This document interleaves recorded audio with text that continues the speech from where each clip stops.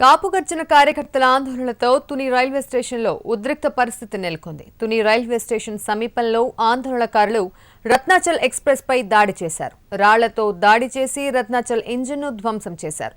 దీంతో Tuni railway station వద్ద పరిస్థితి ఉద్రిక్తంగా మారింది.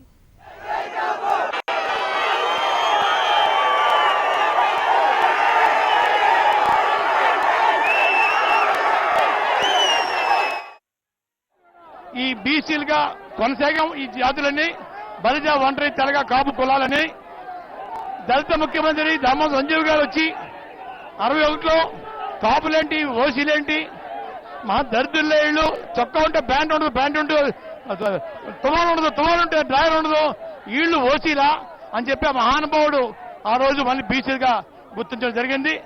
మళ్ళీ 66 దాకా కొనసాగాం. 66 నుంచి మళ్ళీ జీవో ద్వారానే తొలగించి ఓసీలుగా మార్చడం జరిగింది.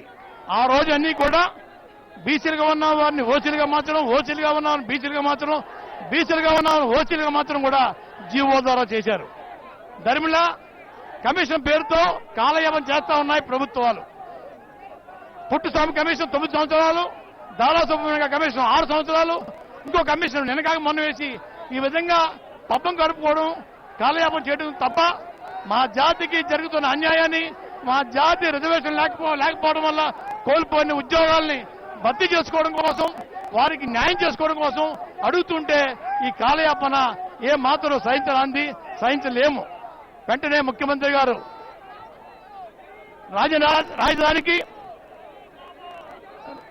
గ్రీన్ఫీల్డ్ ఎయిర్పోర్ట్ కి, బందర్ పోర్ట్ కి భూములు తీసుకోవడం కోసం అర్ధరాత్రి కాడ జీవోలు ఇచ్చిన సందర్భాలు ఉన్నాయి. అదే విధంగా మా 2 డిమాండ్స్ మీద తక్షణం జీవో ఇవ్వాలి. జీవో ఇచ్చే వరకు కూడా ఈ రోడ్డు మీద కానీ రైలు పట్టాల మీద కానీ కదిలే పరిస్థితి లేదని ప్రభుత్వాన్ని హెచ్చరిస్తా ఉన్నాను.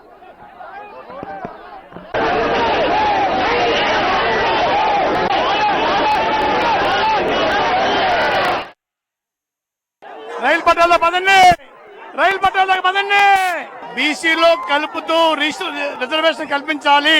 సంవత్సరానికి 1000 కోట్లు చొప్పున ఇస్తాన 2000 కోట్లు బ్యాలెన్స్ రిలీజ్ చేయాలి. ఈ 2 డిమాండ్స్ కి నా జీవోలు కావాలి.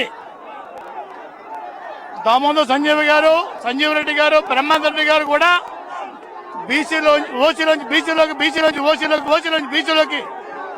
ఓసీలోకి అన్ని కూడా జీవోల ద్వారా చేశారు. కమిషన్ల కాలయాపన కోసం తప్ప మాకు న్యాయం చేయడం కోసం కాదు. పుట్టుస్వామి కమిషను సుమారు 9 సంవత్సరాలు చేసింది. దాదా సుబ్రహ్మణ్య కమిషన్ 6 సంవత్సరాలు అయినా అతి గతి లేదు.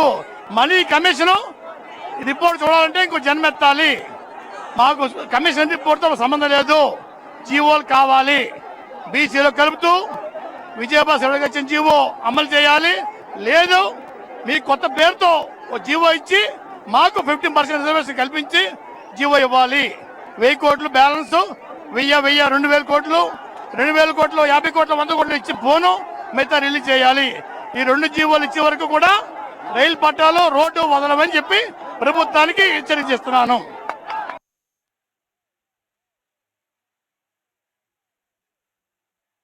మంది ఈ ఉద్యమం స్టార్ట్ చేసిన తర్వాత ఫోన్ మీద ఫోన్ చేసి, అయ్యా నేను కలెక్టర్ అవ్వాల్సిన వాడిని, ఆర్డీఓ అవే పరిస్థితి నాకు వచ్చింది. ఒక ఎస్పీ అవ్వాల్సిన వాడిని ఓ డిఎస్పీ అయ్యే పరిస్థితి వచ్చింది. అలాగే ఒక డాక్టర్ అవ్వాల్సిన వాడిని ఓ టీచర్ అయ్యాను. ఒక సబ్ ఇన్స్పెక్టర్ అవ్వాల్సిన వాడిని ఒక కానిస్టేబుల్ అయ్యాను. ఈ విధంగా ఎన్నో ఉద్యోగాల్లో ఈ రిజర్వేషన్స్ లేకపోవడం వల్ల ఈ జాతి నష్టపోతుంది.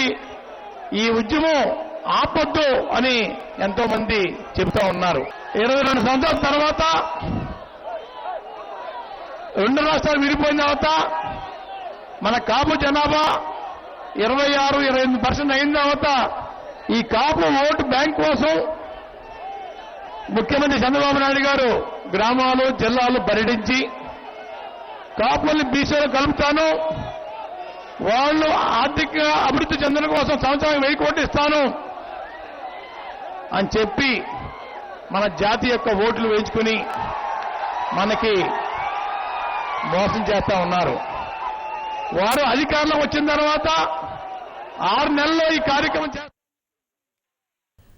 బీసీలో చేర్చాలనే డిమాండ్తో తూర్పుగోదావరి జిల్లా తునిలో ఐక్య గర్జన ఉద్రిక్తంగా మారింది. మాజీ మంత్రి ముద్రగడ పద్మనాభం నిర్వహించిన బహిరంగ సభకు 13 జిల్లాల నుంచి భారీగా జనం తరలి వచ్చారు. ప్రస్తుతం మనం విజువల్స్ చూస్తున్నాం. ఇదే విషయంపై మరింత సమాచారం మా ప్రతినిధి శ్రీరామ్ రెడ్డి అడిగి తెలుసుకుందాం. శ్రీరామ్ రెడ్డి,